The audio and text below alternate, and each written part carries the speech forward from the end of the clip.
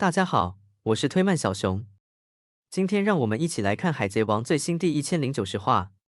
吴老星透过电话虫与鲁夫通话，鲁夫告诉他自己会成为海贼王。他说，如果他们想让约克活下来，就带着所有船离开。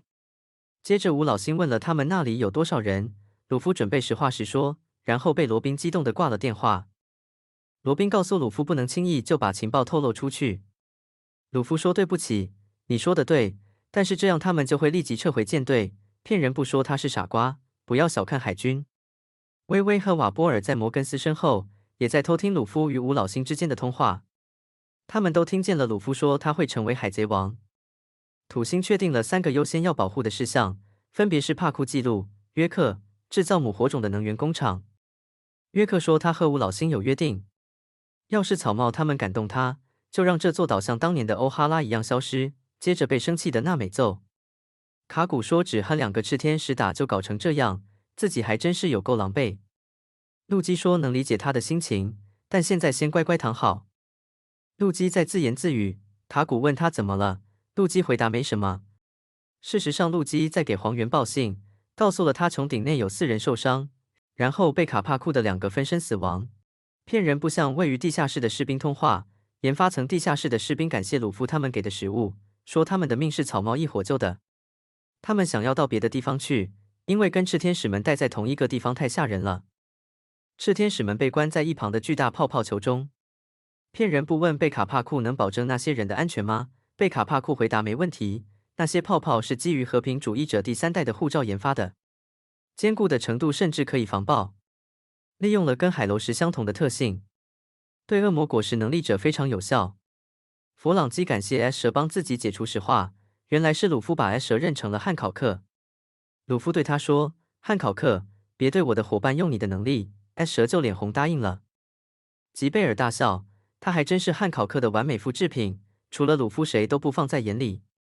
这是有意思，以他为原型的赤天使对鲁夫竟然也怀有同样的感情。贝卡帕库表示这太有趣了，他对他并没有做过那样的编程。也就是说，这些情感是在克隆过程中通过克隆体的血统因子自动生成的。草帽一伙正计划使用贝卡帕库的机器逃走。约克在岛上设置了安全密码，因此没有人可以逃离。那美说记录指针虽然还没有完全记录好下一个目的地，不过他们仍然可以按照它记录的其他方向走。其中一个指向的是东北。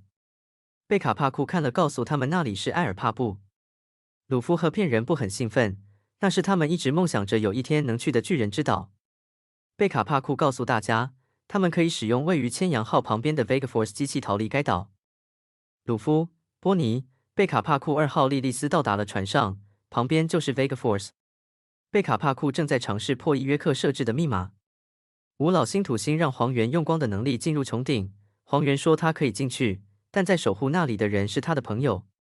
黄猿对土星说，如果战逃丸受到攻击，战逃丸会命令所有海兽、赤天使、和平主义者摧毁他们的船。黄猿告诉土星，陆基送来了穹顶内的情报，说陆基很聪明。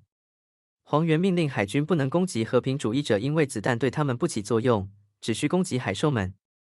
使用6式的海军将随着攻击开始在岛上着陆。黄猿使用8指镜到达未来岛，他刚刚抵达，战逃丸就挡住了他的一招踢击，说：“我的防御是世界第一。”最后，鲁夫透过见闻色霸气感知到了有一个强者，也就是黄猿抵达了岛上。本话就到此结束，希望你喜欢这次的剧情分享。别忘了订阅我们的频道，开启通知，让你不错过任何更新的漫画情报。谢谢大家的观看，我们下个影片见。